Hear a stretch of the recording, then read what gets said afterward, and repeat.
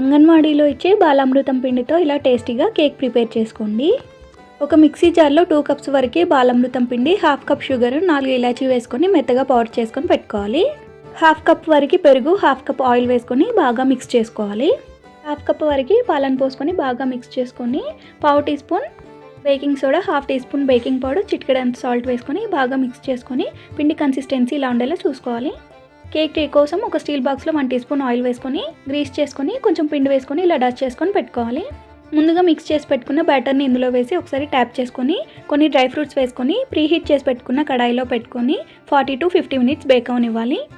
40 minutes తర్వాత మూత తీసి ఒక నైఫ్తో ఇలా చెక్ చేసుకుంటే పిండి ఏమీ అంటుకోకపోతే కేక్ పర్ఫెక్ట్గా రెడీ అయినట్టు. కేక్ చల్లారిన తర్వాత సైడ్స్ అన్నీ లూజ్ చేసుకొని రివర్స్ చేసి కొంచెం ట్యాప్ చేసుకొని తీసుకుంటే కేక్ అనేది రెడీ అయింది. ఇప్పుడు కట్ చేసుకొని సర్వ్ చేసుకోండి. Tasty Balamrutham cake ready.